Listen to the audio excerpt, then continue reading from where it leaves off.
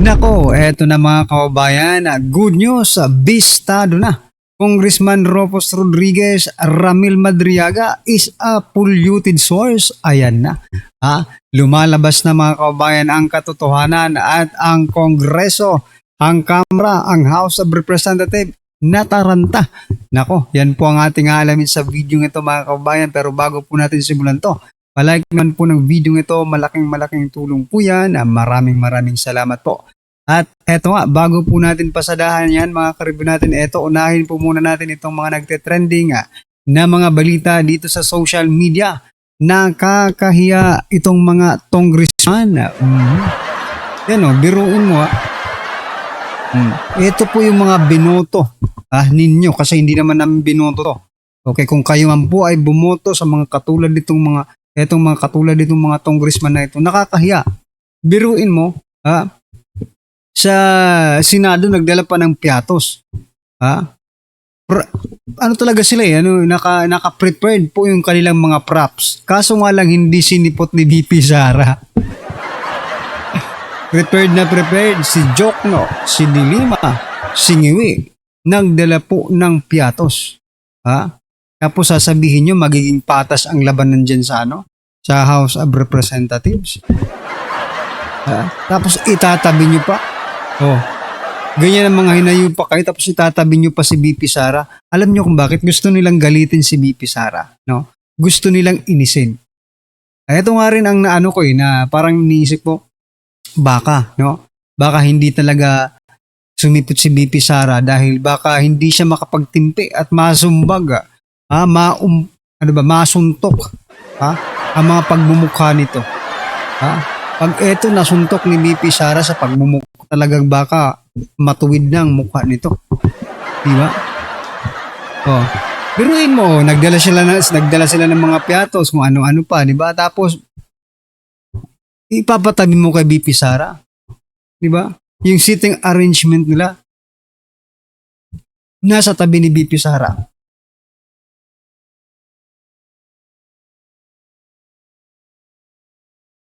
Na mga walang hiya talaga itong mga congressman na ito no?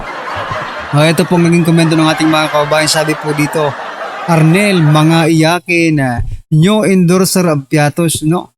Nakakaano nga endorser ba kayo ng piatos? Yun, tinatanong po ng taong bayan kasi you are public figure, no? Whether you like it or not, you are a public figure. Now, kung kayo po ay endorser ng piatos mga kababayan at bayad kayo ng piatos, dapat lang malaman niya ng taong bayan. Diba? Parang nilangaw yata ang mga ito. Dapat sa ABS or sa GMA sila na maglagay ng mesa. Pwede sumipot si BP, magdala rin ng props na maleta. Correct. The title of hearing today, Piatos, flood control muna bago mag-crocodile. Correct. Ay, nakalimutan na yung flood control mga kababayan, no? Buti pa dito sa impeachment ni BP Sara, complete props, ayan. Completos recados, kumbaga. Alams na. Pinagtawanan lang kayo, hindi kayo sinipot. Ayan, sabi po ni Edwin, ayan, Sabi naman po ni Miguelito, dapat sa sinihan sila pumunta. Tama ka. Dapat sa sinihan po sila pumunta kasi may dala silang piatos. Ulang na lang po ang popcorn. Diba? Nako po talaga. Strong evidence of the opposition's party legal bullying in impeachment hearing. Nako. Bukod sa bullying mga kababayan, yung strong evidence nila, yung piatos.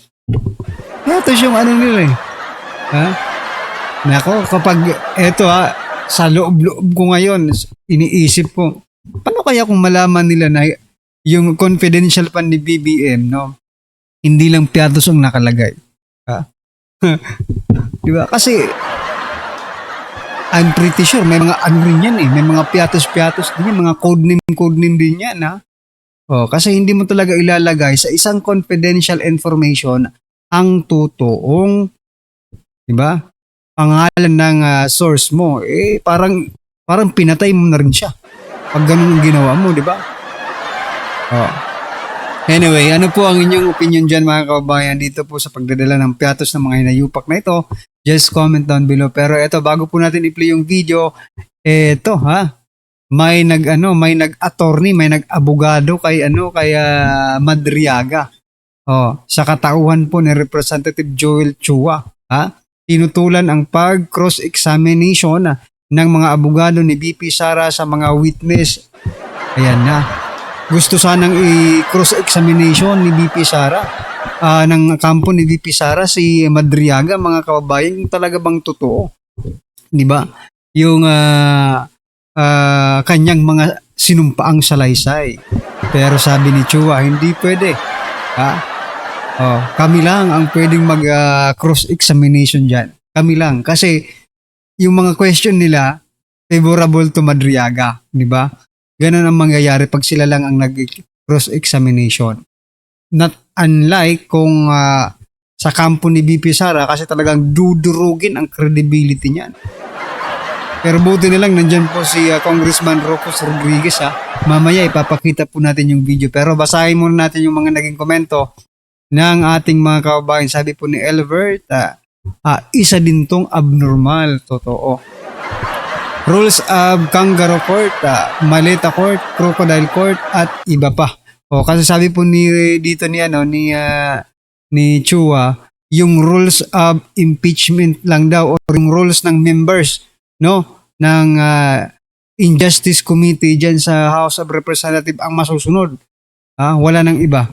So sila talaga ang masusunod mga kababayan, okay? Sabi po ni Marneta, bakit bawal? Kasi mabubuko na tanim witness lang, correct. Very unique case, bawal mag-cross-examine. One-sided case, bend the law. Ayan na. Sabi po ni Emeline, sabi naman ni Marvin Flores, the opposite of progress is Congress. Totoo. No, wala nang progreso sa ating bansa dahil sa Congress eh. Sabi po ni Jaime, the trouble with the law is the lawyer. Ayun na. Unconstitutional hearing. Baka questionin na naman kayo ng Supreme Court sa ginagawa ninyo. Diba? Wala magtanong ang ating mga abogado. No? Ang abogado ni BP Sara, bawal tanungin yung mga witness nila. Anong klase yun? Diba? Sabi ni Mark, no cross-examination to witness means they are credible witness. Final verdict sa Congress, the BP is guilty. Correct.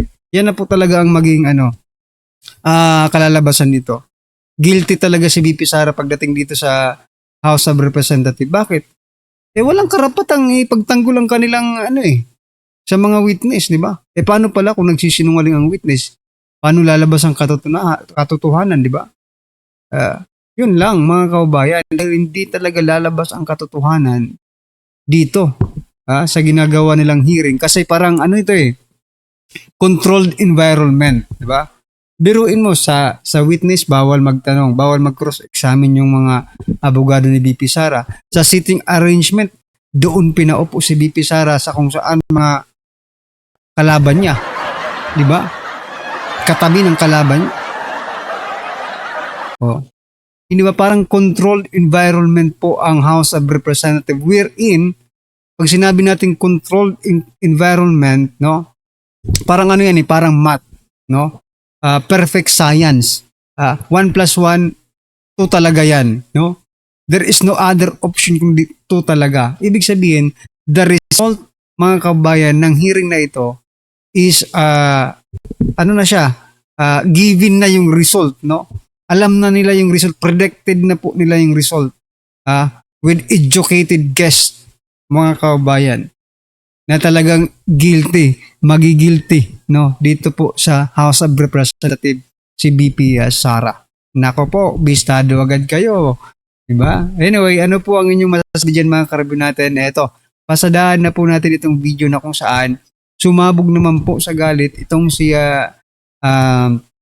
Congressman Rocos Rodriguez dahil ito pong si Madriaga ay sinasabi niyang polluted source. Aba, alamin po natin yan mga kababayan sa video ito.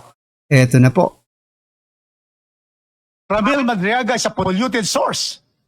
He is facing kidnapping with murder charges. In 2021, one member of the anti-kidnapping gang was killed. The PNP member of the anti-kidnapping gang. And then they were arrested in 2022, 2023. That's why he is in jail. And now we're going to give credence to a polluted Chair. affidavit. Para sa kaalaman ng taong bayan, hiniling natin ang proteksyon para kay Ramil Madriaga para Poprotektahan pa mga kababayan, ha? Grabe. makapunta siya rito at magbigay ng kanyang testimonya under oath sa harap ng committee ito. Grabe, no, mga karibin natin. Pagdating kay Madriaga, kailangan protected, kailangan bigyan ng proteksyon dahil ginagamit nila si Madriaga. Pero pagdating po dito mga kababayan sa mga witness sa flood control scam, mga kababayan, anong proteksyon ang ibinibigay ninyo? Diba? Grabe kayo. Standard po ito sa sino mang saksi, pero mas Standard pala yan mga kababayan. Kung standard pala yan, anong nangyari sa 18 ex-soldiers natin? Diba? Diba? Sa bagay, hindi pa naman sila, kasi nga ayaw ni Lacson eh. Ayaw pa mag-hearing, kaya wala silang security. Nako po. Pero anyway, mga soldiers naman po ito. They can defend themselves mga kababayan. Pero at least, diba? Mas maganda sana. mahalaga ito dahil may mga direktang ulat na galing mismo kay Ginoong Madriaga na may panganib sa kanyang buhay. In his own sinumpaang salaysay, sinabi niya, and I quote, "Araw-araw na rin nagsasabi sa akin, delikado na talaga ang buhay mo, seryoso. Ingat Ram, balita ko mataas-taas ang reward money sa'yo. Secure mo ang family mo, at iba pa." Ang galing ng drama nyo. Oo, ang galing ng drama nyo. Saan galing yung sulat na yan? No? Saan galing? Kung may sulat ba? Sinabi lang? Sino yung nagsabi? Paano nyo dyan? Ipaharap na dyan, di ba? Kung sulat, sige, kunin nyo yung sulat tapos ipaparensik ninyo yung fingerprints, di ba? Baka fingerprints nyo ang makita dyan. Sa loob ko ay nakakaramdam ako ng sobrang takot. Ang takot ngayon ay hindi lang sa sarili ko, kundi pati sa aking pamilya. Ngayon ka pa natakot, kriminal ka nga. Ba? Bakit nung nangkikidnap kayo, hindi ka natakot para sa pamilya mo? Ulul, wag mo kaming Madriaga, wag mo kaming lukuhin. Paparanoid na rin po ako kasi posible rin itong mangyari, nalasunin ako. Halos hindi na ako mapakali, kuminsan at hindi ko maiwasan magduda na rin sa mga fellow PDLs at kahit po mismo sa mga jail officers dahil sa pagsiwalat ko ng issue kay VP Sara Duterte. Madam Chair, these threats have already ex-president ang nag-attach sa kanyang perjury complaint laban kay Ginoong Madriaga. Ito ay matatagpuan mismo sa Annex V sa complaint affidavit na minarkahang Annex 5 sa Consolidated Verified Answer ad cautelam ni Vice President Sara Duterte. Just to be clear, this is not intended to accuse anyone. I'm merely raising a concern in our quest to find the truth. If we allow a witness to be intimidated, hurt, or God forbid, killed, then we fail in our constitutional mandate. In terms of what kind of adequate protection I believe would be necessary, I believe that would entail three things, Madam Chair. Number one, that the security for the witness be beefed up, particularly by the National Bureau of Investigation. Second, that his attendance when he is required to appear here be done in a secure manner, that there is sufficient security for his transport here, and also while he is here to testify, that he be put in a secure. So yan mga kababayan, ipinapakita lang po dito that itong mga Makabayan Black, si Jokno, itong Singiwi, si Dilima at yung iba pa, or maybe lahat sila dyan sa committee yan, they are protecting Madriaga. Yan po ang gusto nilang ipalabas. Pero ito po, ipo-forward po natin papunta dito kaya Congressman, kasi naririnig na ako pakinggan itong si Jokno. Punta tayo dito kaya Congressman Rufus mga kababayan. Ito ang magandang pakinggan. of Mr. Madriaga to the House of Representatives premises. May we be clarified on that, the Honorable Jokno? I did not include that in my motion, Madam Chair. I understand that the motion is only to make sure that he is in a secured place of confinement. Yes.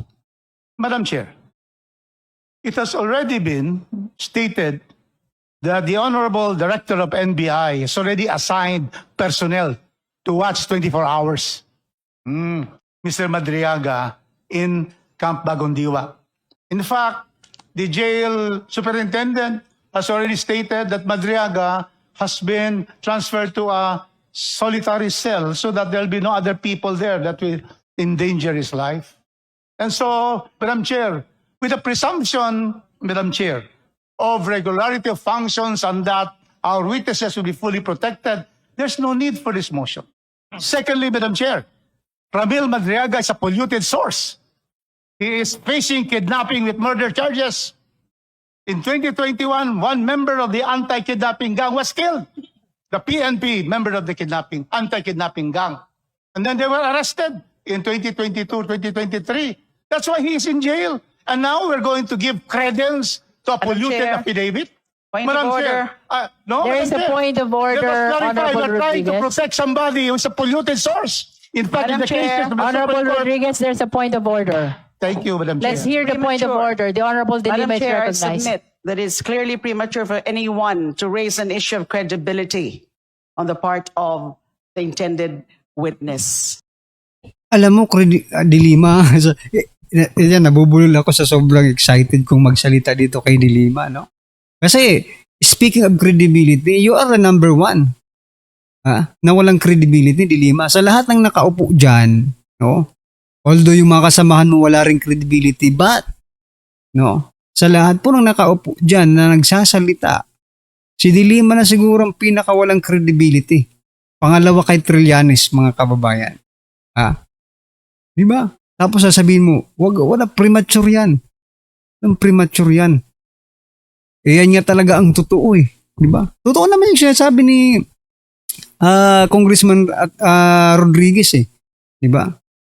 Wala talaga tayong mapapala dito mga kabayan. Kasi biruin mo, pag magsasalita yung isang congressman against doon sa script nila, doon po sa plano nila, agad point of order agad mga kababayan.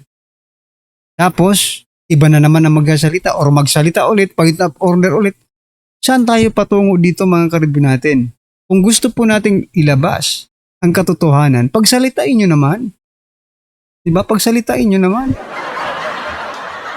Hindi yung, diba? Inaano nyo agad eh, binabara nyo agad para hindi lumabas yung katotohanan. Wala rin naman kayong magagawa. Alam na po ng taong bayan kung sino po si Ramil Madriaga. Whether you like it or not, we already knew. Diba? Anyway, ano po ang inyong opinion dito mga kabayan? Just comment down below. Ayan, maraming salamat po. Please don't forget to like. Malaking tulong po yan. Maraming salamat po.